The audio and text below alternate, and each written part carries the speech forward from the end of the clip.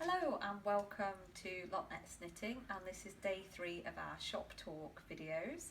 So I'm Dwinwyn, the owner of Loch Ness Knitting, and today I'm going to talk to you about British Blue Faced Leicester, which is the yarn here on the table.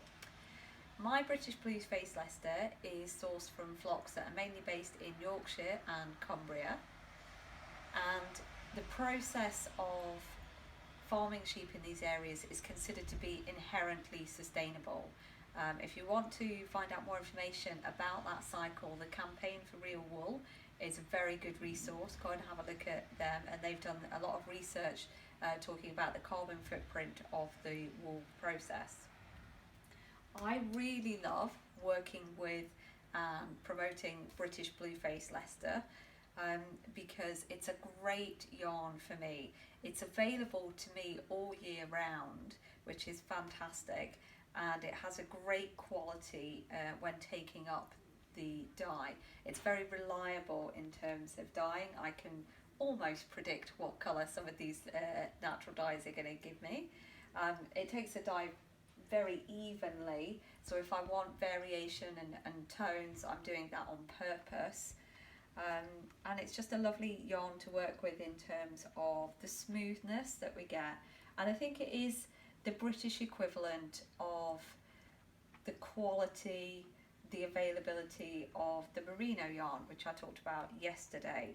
So merino, I said yesterday, has become a brand as well as a breed. It's recognised by people choosing yarn as a go-to for quality, and I think our British Blue Faced Leicester is a very good equivalent of that, so do look for it and ask for it. It's also a really good sheep. It is a breed in itself. You can see on my wee interactive display, that's a Blue Faced Leicester sheep. And one of the things that farmers do to improve the quality of the yarn, well, the fleece, which then goes on to be made into yarn, is they can mix breeds together, and the Blue Faced Leicester works very well as a breed to mix with another sheep. And then at the blending side of things, when the fleece eventually makes its way into a mill, Blue Faced Leicester works very good as a base to then mix in some of these other heritage breeds, because it is lovely and long and smooth and reliable, and you can get this quantity of it. So you can maybe work with about 75% of Blue Faced Leicester and mix in another more rustic yarn, something like maybe a North Ronald, say, with a more rustic feel to it, that might not be comfortable for many people on the skin in its pure state, but when blended in with the softness and the quality of Blue Faced Leicester, becomes more palatable. So one of the slight differences between this BFL and the merino is that there is a very slight haze that you see on the yarn when you're close up. This is not a negative at all and doesn't cause irritation on the skin.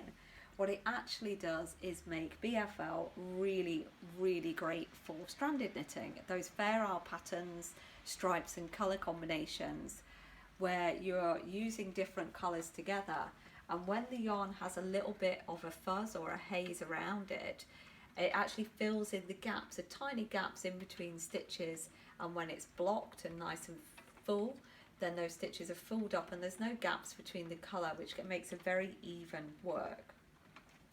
What I wanted to show you today is, because I'm saying that this is good for stranded work and multicolours, is some of these colours working together, because one of the great things about my range of sustainable natural dyes is that their colours complement each other very well. And even though I've got my favourites, the people who come to visit have their own projects in mind and their own preferences. I see them pick up all kinds of colour combinations, and I have to say I've never seen a bad combination here. So I'll just demonstrate a couple of combinations for you, so if you have a stranded project in mind, this might help to spark some inspiration. So we'll use the 4-ply at the front of the table here.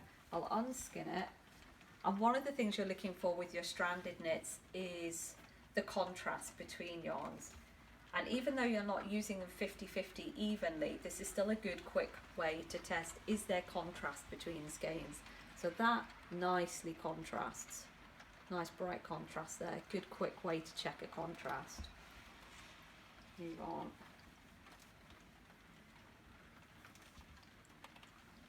Primula. Another super contrast. A bit more brightness in the yellow of this one. Not quite the same natural tone. This is the Primula yellow. The one previously was the straw yellow, which has a more golden tone to it. This is a more pastel yellow. I love this yellow in the spring. It reminds me of the daffodils and primulas outside.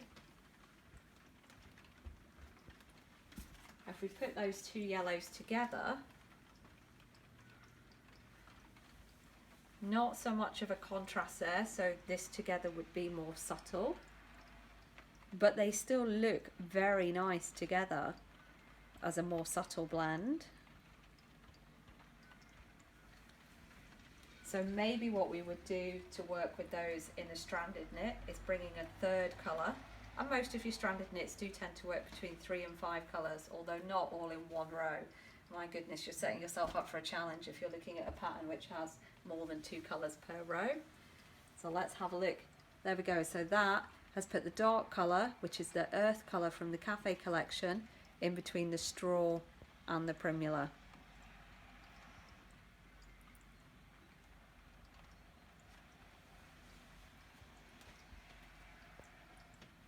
Now if we bring all 4 colours together, just do one big wrap. You can see